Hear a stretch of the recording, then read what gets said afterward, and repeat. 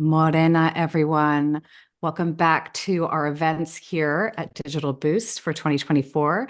I'm Georgia Hatzis. Today we have Dr. David Parsons with us, and he's going to start us off with a karakia so we can enter into the space. Dave, take it away. Yeah, thank you. Just share our opening character on the screen. Ko te kawa oranga, ko te kawa oraro, ko te kawa ora, ko te kawa ora. E rongo whakaerehia ki runga tura tura ofiti whakamaua ki a tina hui e tai here. Yike. Thank you. Thank you. Welcome, everyone. Welcome back to 2024. Here we are once again, and starting off this year with Dr. David Parsons, as I said, who I affectionately lovingly call Dr. Dave. He's with our pals at AcademyEX. And today we're going to walk through the digital skills for the workplace course that Dave has created for us. It's a fantastic program, and I'll have Dave tell you a little bit more about it. A little housekeeping here from me. There is a Q&A function in the Zoom. Pop in any questions you may have during this event. I will field them for Dr. Dave, or if you're on Facebook or if you're on LinkedIn or YouTube, I will also be looking there. Just ask questions, say hello. It's lovely to see you all back. And yeah, I think that's my part for the morning. Dr. Dave, take it away. Kia koutou katoa. Thanks for coming along to this session this morning. I'm going to go through a slide set, and what I will do when we get to the necessary point is I'll also share it with you so you can get to some links. First of all, I'll just open up, and it's just a Q&A session, really.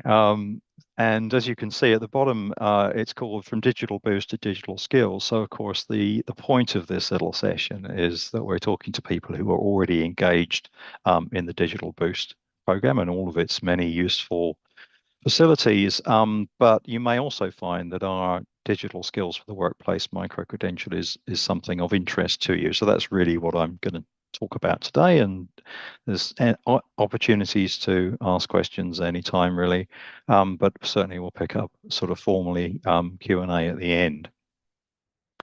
Okay, so let me just talk through a little bit about what the agenda is. We're going to do a little activity to start with using a little tool called Answer Garden. I'm sure some of you may be familiar with, just to do a quick word cloud and see what kinds of things are on your mind. I'll then ask you to talk about the course, you know, where it came from, what it's about, what the point is, and then perhaps the key question might be, you know, why does it suit people in small businesses? Why does it suit Digital Boost participants? And I'll try and cover off some of that. I've got a few little examples. So I'm not actually the facilitator of this course anymore. We've ever since I created it, we've been through several experts of different kinds have all made it better. And we now have Evie running the course, who's outstanding. I have a little few clips of Evie in action to give you some idea about the kind of things that we do.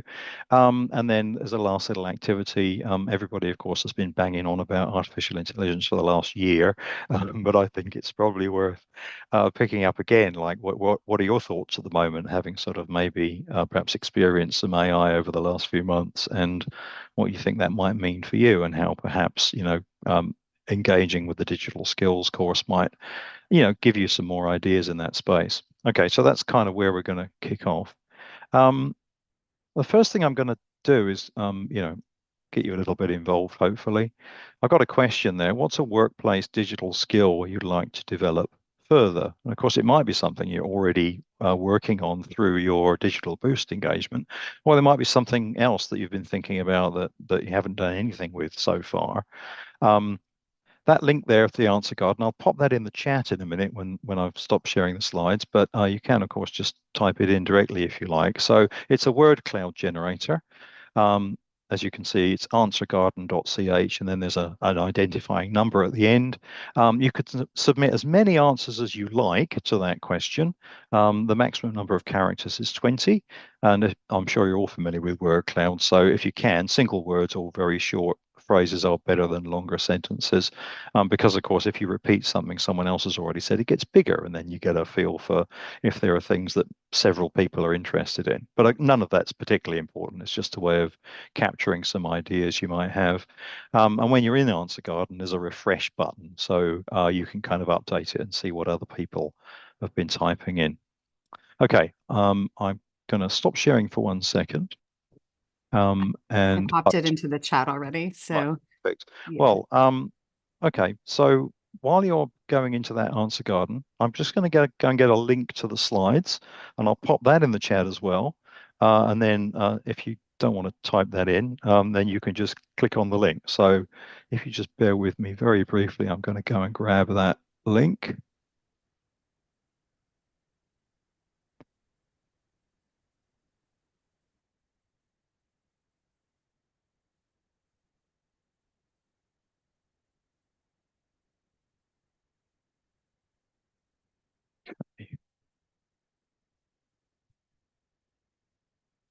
Hopefully that link will take you to a PDF of the slide set. And so that link and another link later on to a Padlet, you'll be able to click on that rather than necessarily have to get it out of the chat, but we'll put it in the chat as well anyway. Okay, I'm just going to go and have a look at the answer garden, and then I'll keep an eye on it so I can see what's happening, and then I'll share my screen in a moment. Yeah, and just to be clear for everyone, these are all little skills that we have all over Digital Boost, but it's not in a curated place the way that it's put together here for in the AcademyEX program and the course. So it is really great. We can get these little snippets all over our Digital Boost platform, but here you've got a course that you get to follow, and it's really exciting. For me, I get excited. 20 characters isn't much to answer that question with, Lee. That's a comment that we just had. We need more characters. Yeah, you can set it up to 40 characters, but it doesn't work so well as a word cloud. So sometimes it's better to kind of constrain it down, and then you're more likely to get the same thing from more from more than one person. It's just a way of sharing some ideas. You can share stuff in the chat if you want to write something longer.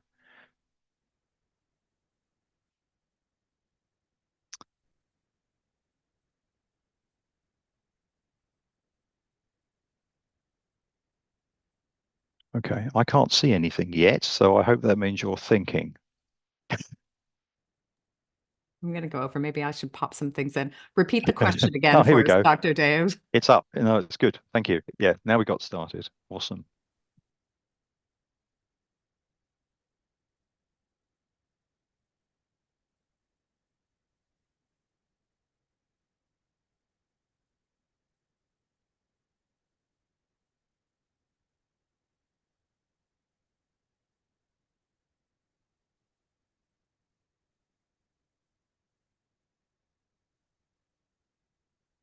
Cool. Okay, maybe I'll share that so we can all see what's there.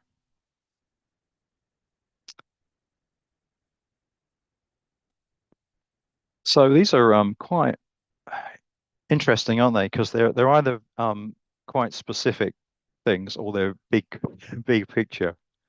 Um, so if we take system interchange, meta business, organic growth, we're talking quite big topics. Then we've got, some very specific skills and ideas. Um, so I think it's really interesting, and I think what's good about this is the whole idea about doing a course as opposed to coming into something like Digital Boost is the ability to kind of address or critically apply your thinking to the big picture, I think, at the same time as developing specific skills in particular tools that you're interested in. And one of the things I pick up later is the idea that, because it's an NZQA assessed course, there is some assessment, but the the assessment we hope is really valuable because it's an opportunity for you to say, here's something I'm interested in, here's something I want to do in my business, in my workspace, and have the opportunity to really focus on it with the support of the facilitator and of course conversations with your peers. So both those kind of the big picture things and the small things are both things that we try and draw together, try and fit the small pieces, if you like, into that big picture. Awesome, thank you. Okay, I'll just stop sharing that. I'm going to go back to my slide set and we'll kind of pick up some content. If you've got questions, feel free to pop them in the chat at any time. I assume they can do that, Georgia? Yes, there's a Q&A function that they can pop it Oh, into. cool. Okay, awesome. Awesome. All right. Let me go back to my slides, which I've now obviously lost. Here we go.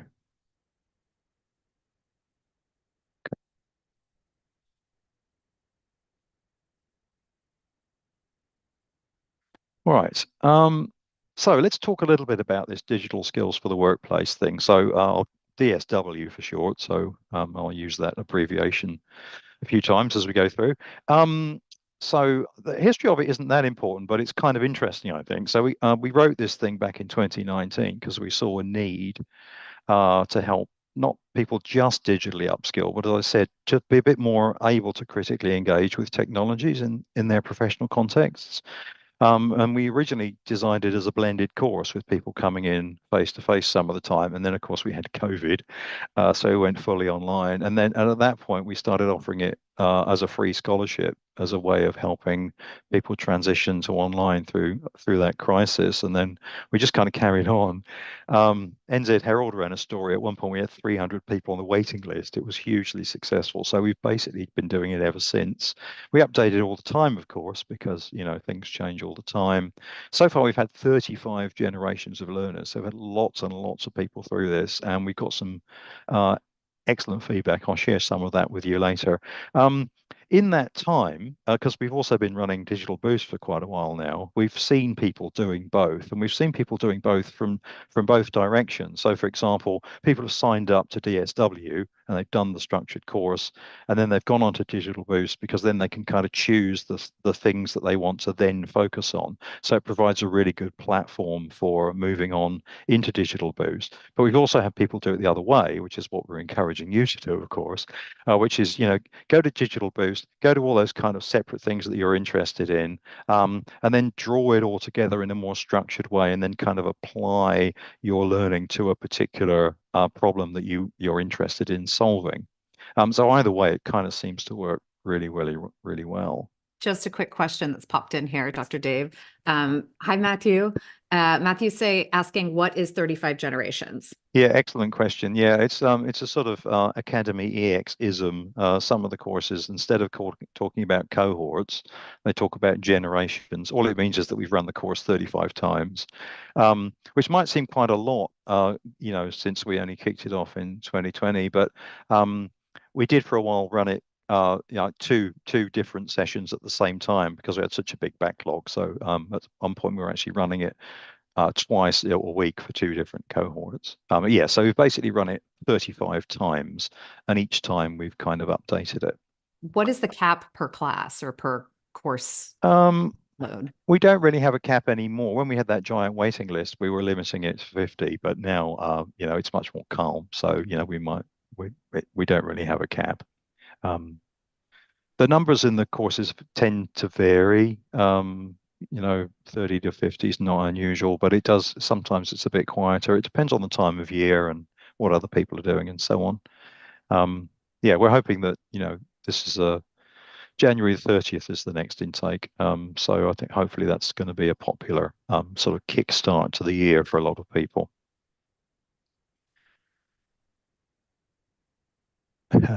Yes, thanks. You're quite right, Brian. Good point. Seek clarification on waffly terms that people use without explaining them. So, it's called digital skills, and I guess so. The key question is, if we're talking about tools and we're talking about skills, what's the difference? I mean, it may seem blindingly obvious, but I think I just wanted to point out that, obviously digital tools, there are digital tools. You might use a tool to do something, but the skills are much broader, and just the main thing to mention on this slide, I think, is some of those skills are quite soft, as the term goes. So yeah, you need skills to use the tools, but there's a whole other set of layers about as I mentioned before, this kind of critical thinking about how we use tools and why we use them, and associated that with that is things like knowing how to collaborate, being able to give and receive feedback, accepting failure and having the confidence to try. I think being in the confines of a course supported by a facilitator gives you the opportunity to try things out, and if it goes wrong, then you've got other people to help you try and sort it out. um, and I think people talk about 21st century skills all the time, and they talk about words like communication, collaboration, creativity, all that stuff, and you think, well, why are they 21st century skills? Aren't they just skills? And the reason they get called 21st century skills is that they are mediated through technology. So when we talk about collaboration, communication, we're not talking about the same thing we were talking about 100 years ago.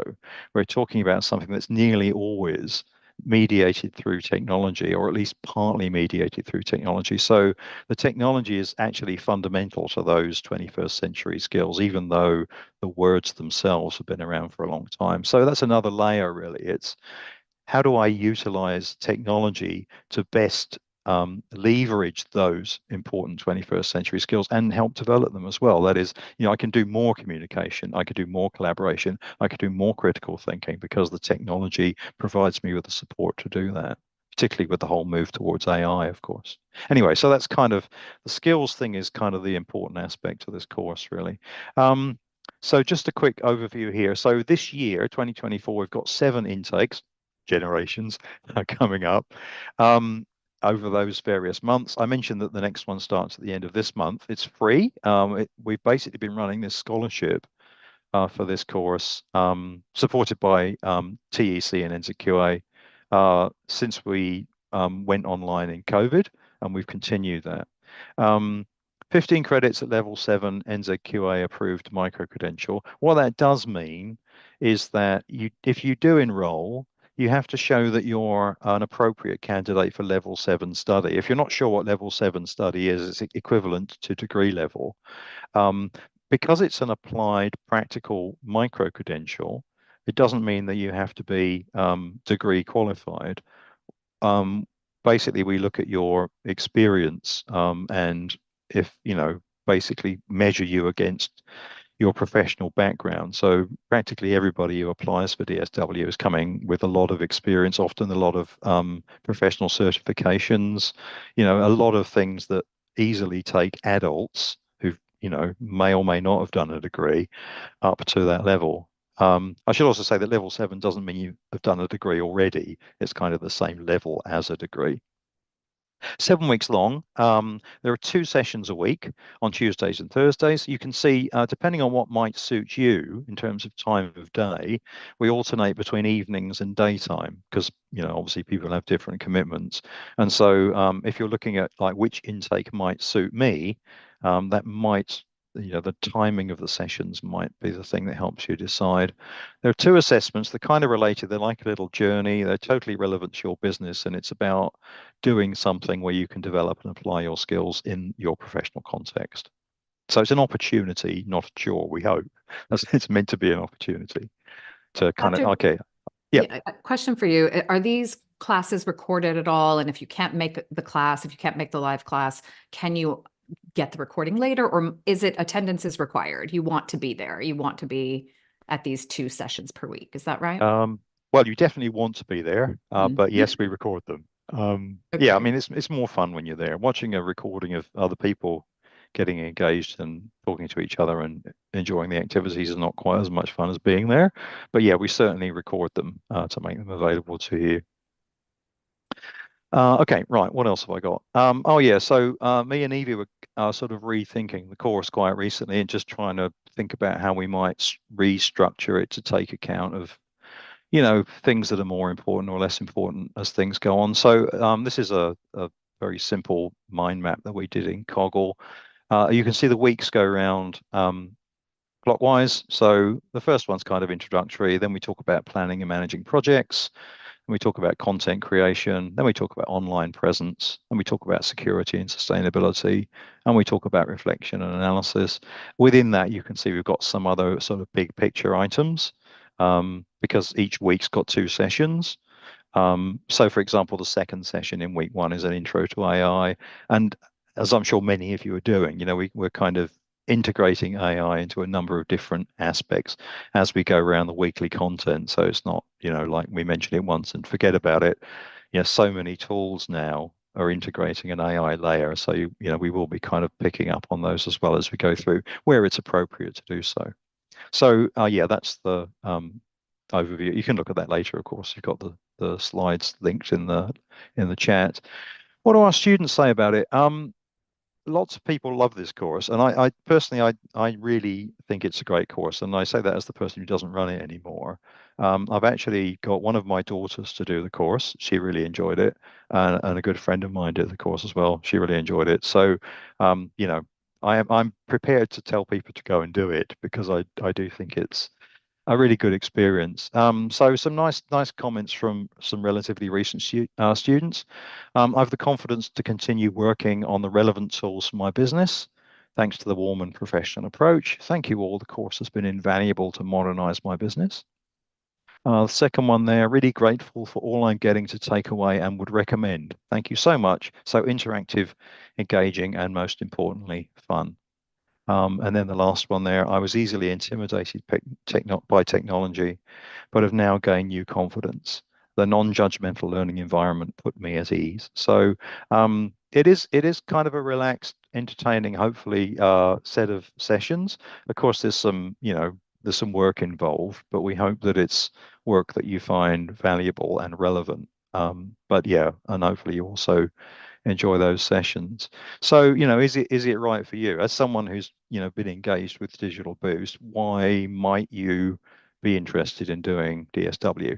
I guess I've already mentioned the idea that we see it as a complement to Digital Boost. They're absolutely not sort of conflicting with each other. I mean, they're both run by the same organization with the same kind of values. It's just that they're doing different things. They're providing different services, and they're complementary services. Um, so, Georgia mentioned earlier this thing about curated. What's different about the course is it's facilitated and curated. So, it might help to give you a bit more structure to organizing, what it is that you learn and why you're learning it, and maybe help you to see some of those links. Um, so those twice weekly classes give you that structure. Hopefully, as well as developing abilities to use tools, developing skills, it builds your confidence and may open up new possibilities. Um, you get an NZQA accredited recognition for your skills, which you may find helpful. It's certainly something you can stick on your LinkedIn. It's actually also a stackable qualification, so you can actually do a series of micro-credentials under NZQA, and they can be stacked towards other things. So although it's a standalone qualification, it is potentially usable for you to go into further study later if you wish to do so. The other thing is, you might build a community. So, the people that you're on the course with, the people that you're in breakout rooms with doing activities, you might find people in the same area as you. You might find people with the same interests, and you can continue to communicate with them after the course. We have a Slack channel for each intake, and you can continue to communicate through that afterwards if you wish to do so. And as I mentioned before, that the assessments allow you to, take some kind of work-based project to fruition with the support of the facilitator and peers. So hopefully some of those things might resonate with you, and you might think it's worth having a look at this program. I've got a few video clips that Evie sent me, just to give a little bit of a feel for the kinds of things that get done. I may not play all of these, but for example, one of the things we do is a thing called reverse brainstorming, which, if you're not familiar with, it's brainstorming. What's the worst thing you could possibly do? And it's a great way of thinking about, by thinking about something being really, really bad, it helps you think about the opposite, which is something being really, really good. This particular example was a terrible trip to the zoo. So I'll just see if I can hopefully play this little clip. The sound's not brilliant, unfortunately, but you should get the idea.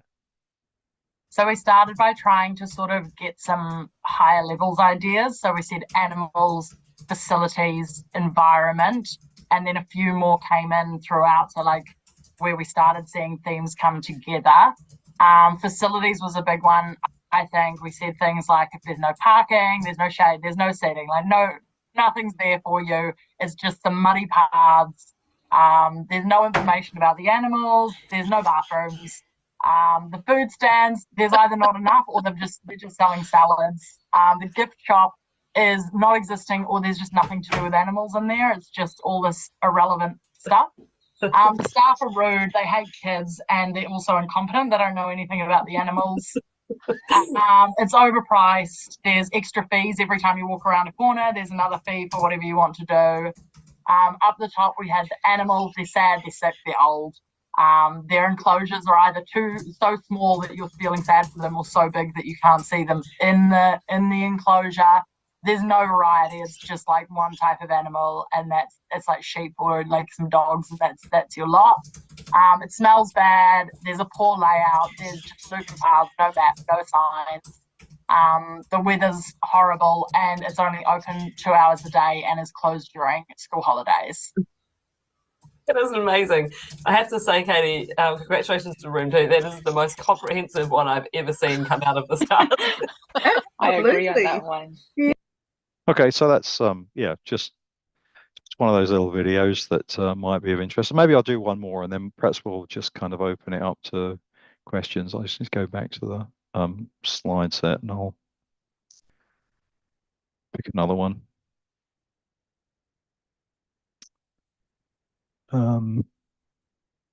Okay, which one might be worth doing? I might play a little bit of Evie just going through something on as a presenter, talking very quickly about using AI for something. In this case, empathy maps and user personas. Again, the screen resolution is not great because Evie was trying to bring the video size down, but hopefully it's reasonably followable. Okay.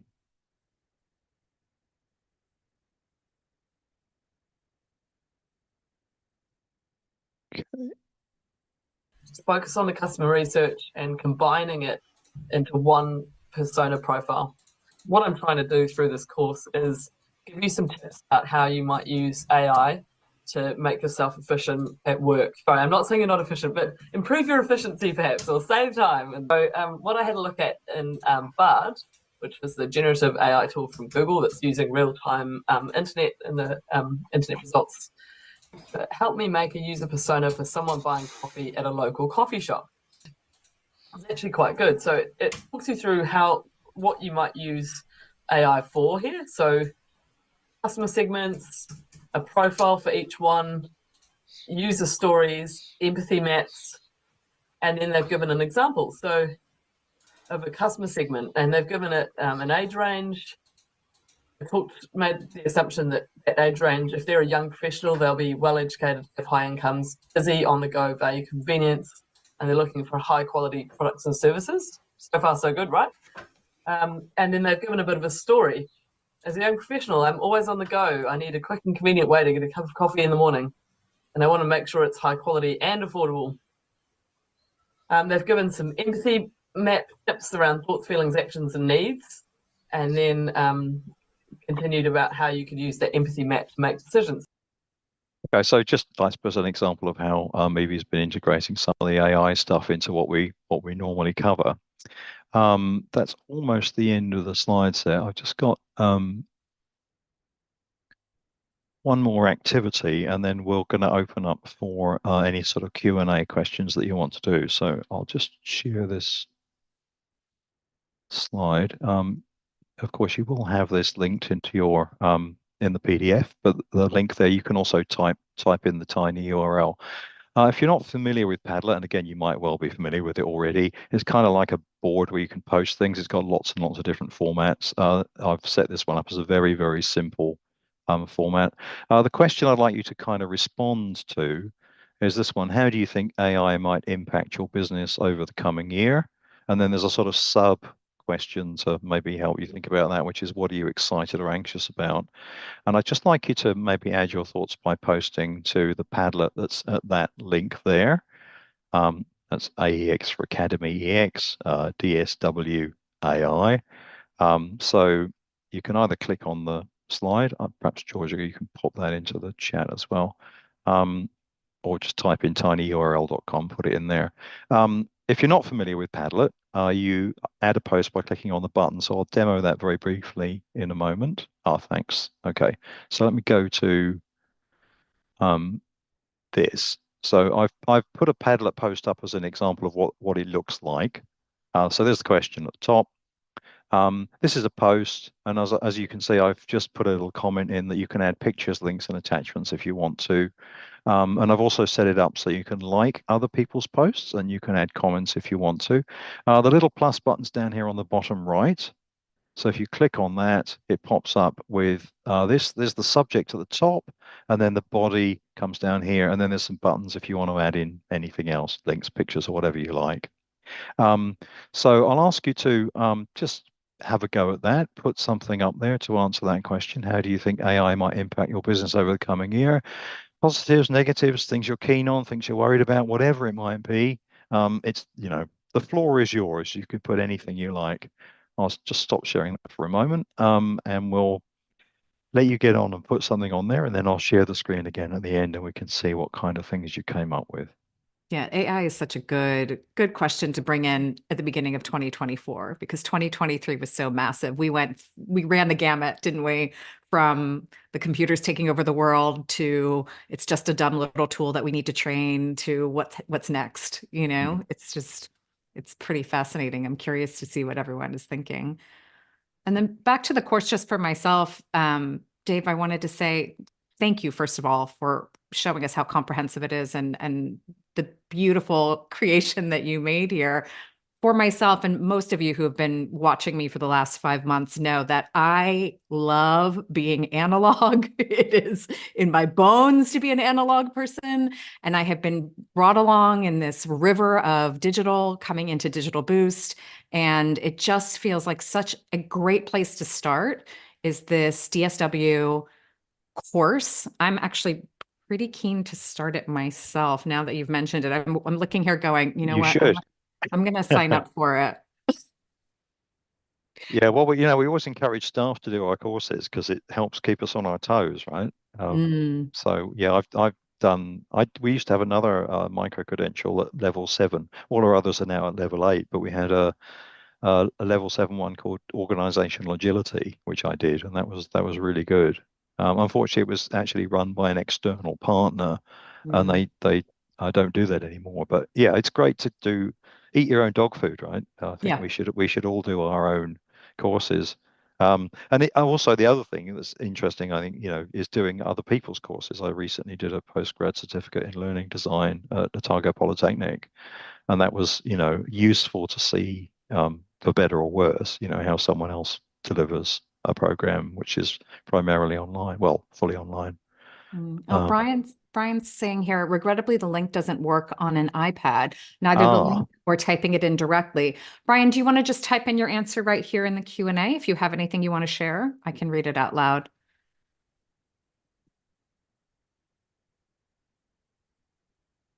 It takes a moment to type things in. Especially analog Georgia, who types like this. Well, I can't type. I mean, this again, this is why technology is great, because I do as much as I can speech to text, and that's got so much better. And again, that's an AI tool that's been around forever, but it just gets so much better now that it's not foolproof, but it's really good. I find that really helpful. Having these tools is fantastic. Okay, so competing with clients who might use AI to self-diagnose.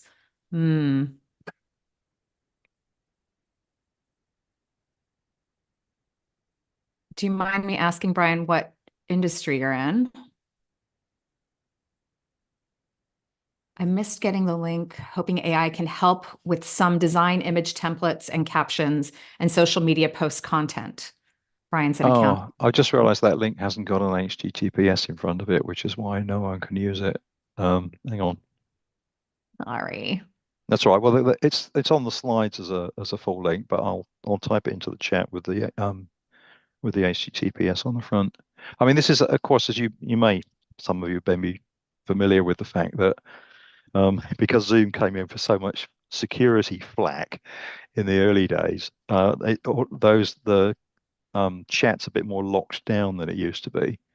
So you can't copy anything, which is really annoying. So if it's a link that isn't a full link, there's not much you can do with it. Okay, it's now the full link, so you should be able to click on that. I don't know whether that'll work on an iPad, that link, or not, but maybe you can have a go. Let's see. Oh, that's why it wasn't turning my other ones into links either. Okay. Oh yeah, Oh, the answer garden. Hi, well, you live and learn, right? Yeah. yeah. Okay. Technology, such a problem. I mean, it's always shifting. That's the thing. We just have to like move with it. We're just dancing with it. Yeah, We're just- absolutely. Anyway, we do have a couple of things on the Padlet, so maybe I'll share that screen and we'll talk through those very briefly. Great. Okay, where's my... Here we go. And working now. Awesome. Yeah. Yeah, positives and negatives. I think I think we're all worrying about those, aren't we? Or maybe not worrying about them, but interested in them. Yeah. So yes, it can be much more efficient and give us a primer, make us lazy, rely too much on it. Yeah, that's true. I mean, we've already seen, haven't we, cases where, people have got in trouble for just using AI to generate their work, and not even checking whether it's any good, which, as you say, as a primer, it's great, but you can't just use it, can you? Because, I mean, it's either wrong or it's just boring usually, right? Or it uses stupidly long words that no one would ever say. So it's a great starting point. Um, I know this is not directly relevant really, but I think it helps to think about. There was a really interesting paper because I mostly teach teachers these days. I'm really interested in educational stuff, and there was an article someone wrote as a teacher where they got their students, they divided them into four, and so a reasonably organized study really. And one of the students had been given their sort of assessment task to do with no AI. Because students all bought into this because they kind of wanted to find out for themselves. Another group just did used AI to get the answer. The third group used AI as a primer, the thing that you suggested, and then carried on it with their own work. And then the last one was the students did their own work and then they ran it through AI to kind of polish it up and improve it. And then the students were asked to judge for themselves which work they liked the best, like which work was the best work. And the students said the best work was the stuff where the students had done it themselves. And the second best work was the one where they'd used the primer. And the other two were basically rubbish. They didn't like them at all. So I thought that was really interesting. So I think, you're spot on with some of the stuff that you've mentioned there. Okay, so let's have a look at the content creation.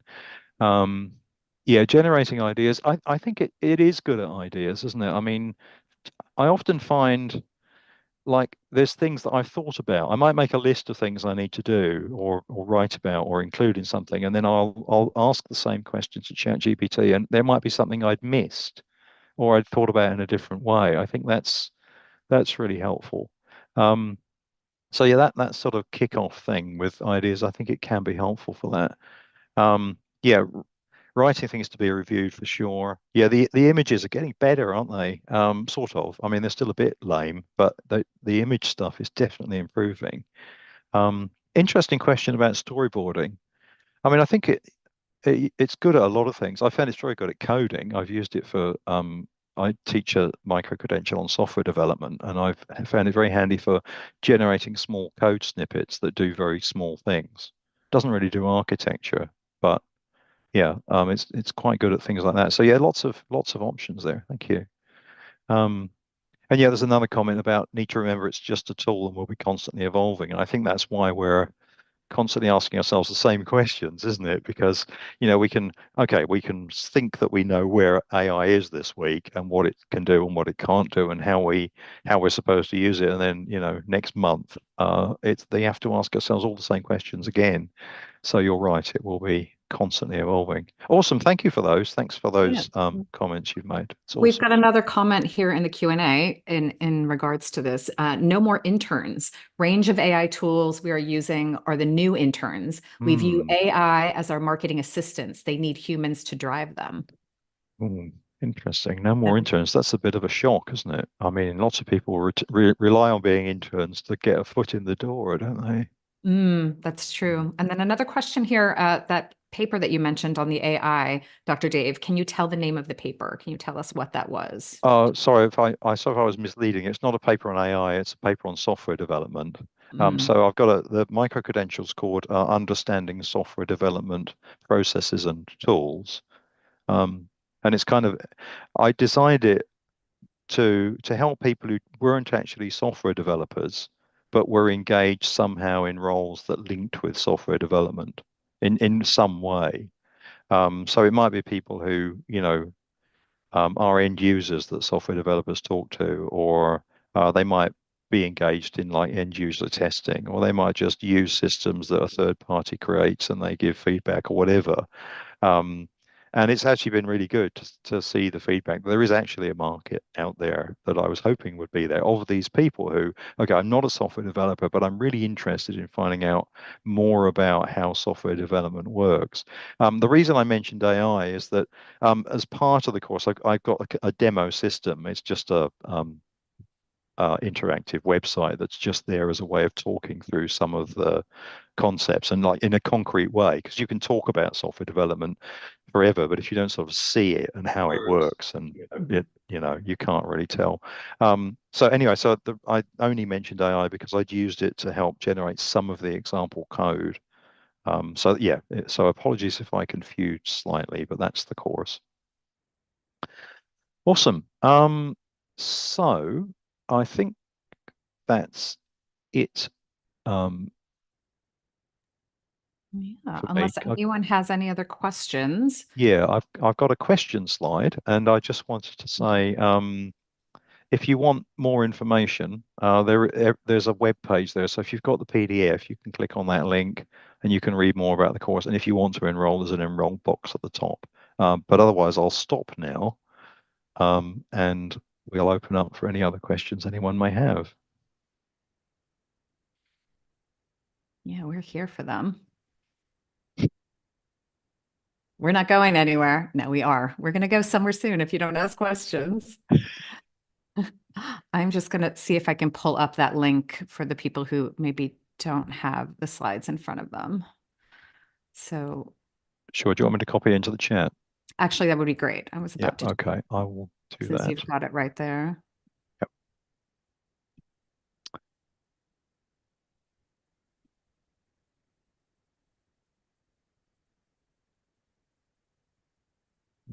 There we go. Oh, I did it as well. There. So you did, and it was correct. Yeah, yeah. So there's basically course information on that page if you want any more, and it links. I think the full detail. There's a link to the prospectus. So if you wanted to go back and check, infinitesimally small details about the course, they're all in the prospectus, including those the months and the times, and all of that detail is in there as well, should it be required. Oh, that is fantastic. Thank you, Dr. Dave. We do have a question. There are such a variety of tools for communication, efficiency, and marketing. Are there any tools that you would absolutely want in your toolbox? Big question. Oh, it's such a difficult one. So, I mean, I think one of the things that we try to do in DSW is try and be as generic as possible, right? So everything that we do is free, or at least the free version is enough to be used. But B has a sort of generic use. So we don't cover like very specific tools that do very, very specific tasks. Because we're trying to find things that are applicable to everybody. So I think in a way, the important tools are the ones that are very general purpose. I mean, a good example of that might be Trello, for example, which is one of the ones that we touch on, and some of you may use Trello or similar tools, in the sense that, yes, it's a kind of a project management tool, but it's actually an anything tool, and then you can use those kind of power-ups to make it a tool for your particular domain of interest. So I think tools like that are really powerful because they're open enough to allow you to do many things.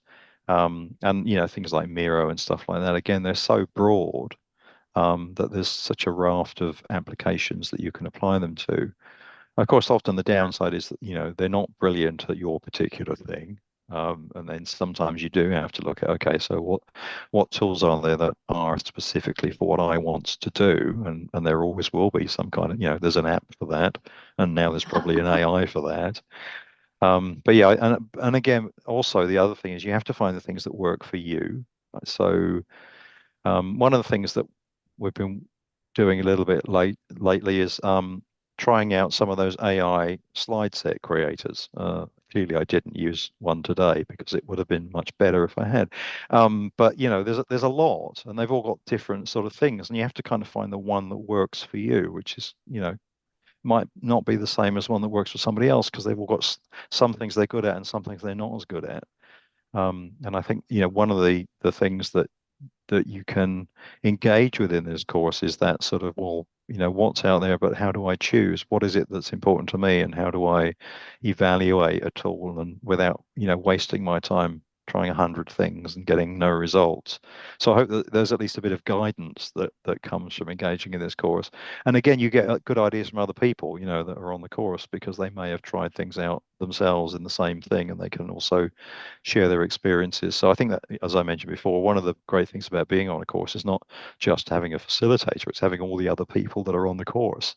I think that makes a huge difference. And I found that myself when I did that postgrad cert in learning design recently. The most useful thing was we set up, the students on the course set up our own sort of chat thing using Microsoft Teams, and that was really, really helpful, just to have that communication and information sharing and moaning as well.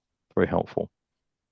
I mean, I think it's a really good point. Oh, no, sorry, go ahead. So I didn't answer the question, but I got somewhere. No, so I think you made a really good point with the question. The question, I think your answer is great, saying you can get a really broad stroke view of how the tools work, how you can use these specific tools, create the skills and the skill set for using any tool. And then from there, once you've got that foundation, you can find the different tools that are specific to you. And this is what I heard from what you said, Dave. So I think I've nutted it down, but you can find these different tools. You can also find the community and say, hey, what are you using? What are you using? And then see if it works for you. Right now, if we said to you, hey, use this or use that without knowing what your industry is, without knowing how your workplace works, it would be hard for us to really hone in on the tools that are going to work efficiently for you. Getting the broad strokes, getting that foundation, and then playing around with what is going to get specific for you and what you'll need more of is what's going to really help here. And don't forget, we have our Digital Boost community page on our Facebook as well. So you can reach out to people there and you can interact with people on there as well. But having this foundational course, I think, from hearing it from you, Dave, in the way that we've laid it down here, it feels like a really great place to start. Even if you've already started, even if we've been with Digital Boost for ages, it feels like another place to start for 2024. Let's lay this foundation and then just go up from here. Yeah, I think that's a fair point. Yeah, fantastic. If we don't have any other questions, let's see. Or if you feel like, there's something that we missed, that would be a question. I think we're probably there. Shall I close us off with the karakia? Let's close off with the karakia. That'd be great. Okay. So thanks everybody for coming along. I hope that was useful to you. I'll just formally close us off, but if anybody did have any other things they wanted to ask about, just stay online. So it's not too late. Okay. Maybe just worth mentioning the first karakia, the one we always open with in the Mind Lab, is one that was written for us by one of our former staff, Justin Roberts. So you wouldn't have come across that one. Some of you may be familiar with this one. This is a well-known Scotty Morrison karakia that we close with. Ka whakairia te tapu, kia wate aitiara, kia turu ki whakatai, kia turu ki whakatai, humie, huie, tai kia. Thank you so much for coming. Have a great day. Thank you, everybody. Thank you for coming and for showing up for yourself and for your work. And we will be here every Tuesday and every Thursday. If you have other questions for Dr. Dave or for myself or for the Digital Boost team, you can always reach out to support@digitalboost.co.nz. We are always there to answer your questions. Lovely to see you all. Ka kite anō. Ka kite.